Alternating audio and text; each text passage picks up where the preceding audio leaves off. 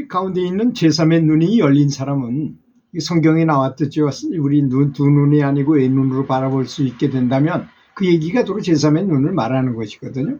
왼눈으로 바라볼 수 있게 된다면 이게 사람들이 영적인 모습은 좀 다릅니다. 우리 겉모습하고 좀 달라요.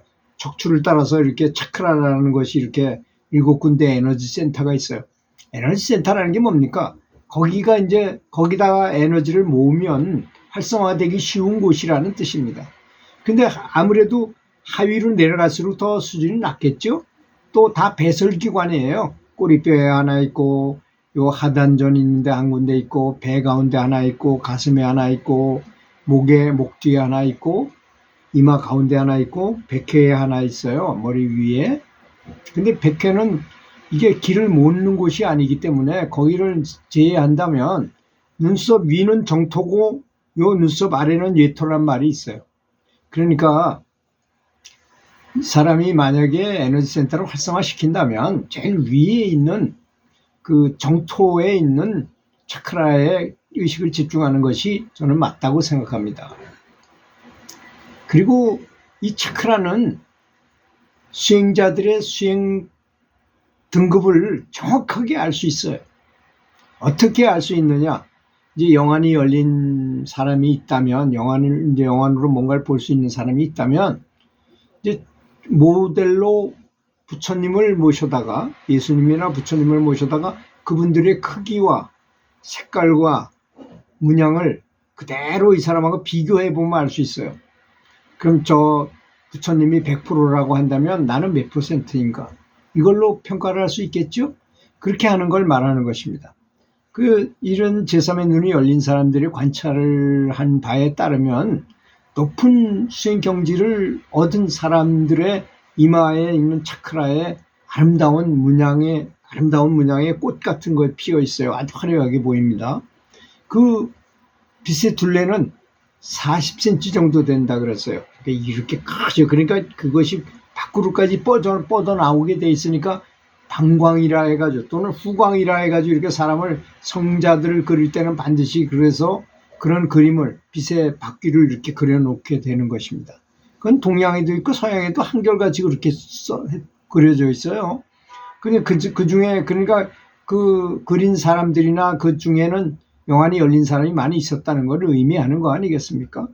반면에 보통 사람들은 검은 점에 불과하다는 거예요. 여기가 검은 점에 불과합니다.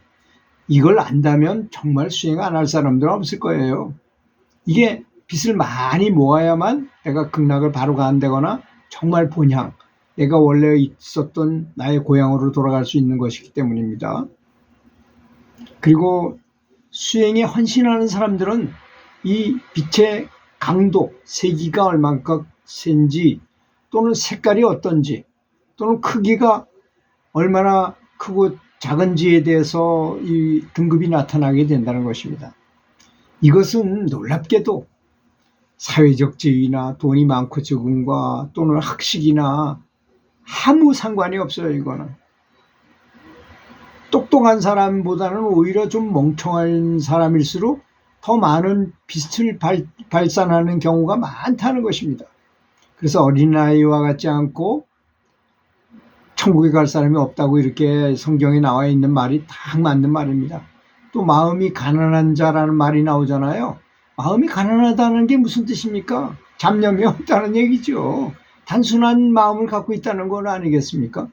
그런 사람들이 이거는 정확하게 드러나는 것이지 결코 속일 수도 없고 이걸 불기거나 늘 줄일 수도 없어요.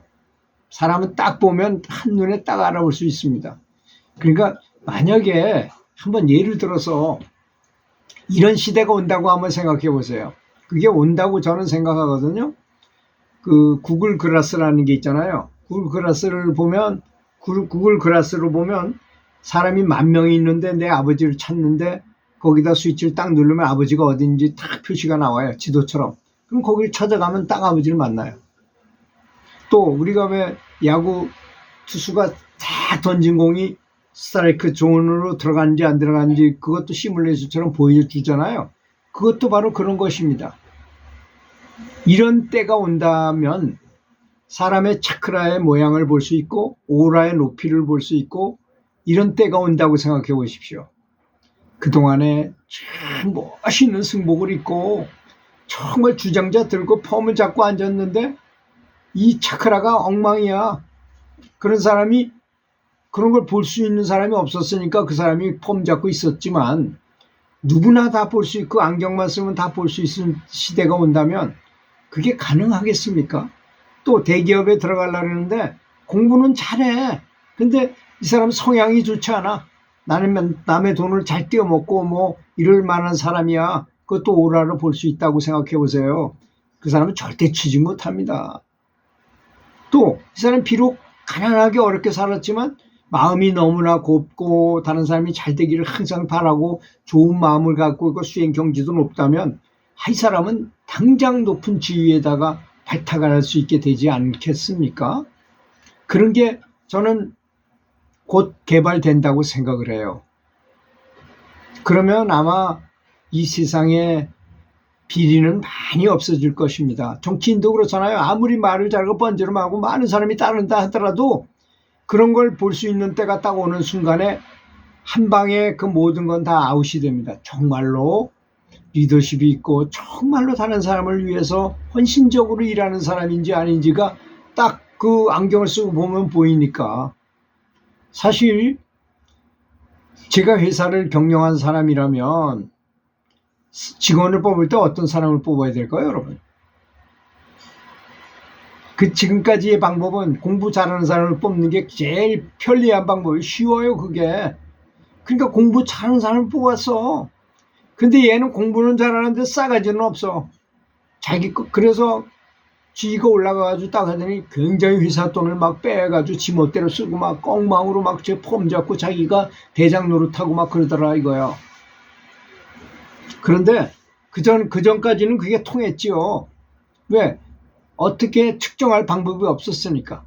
근데 그런 구글 글라스 같은 게 생겨서 안경만 딱 쓰면 그런 걸 볼 수 있을 때는 그런 사람은 절대로 이 사람은 공부는 잘하는 건 알지만 이 사람을 회사에 들였다가는 회사가 벌써 망한다. 바로 아웃입니다.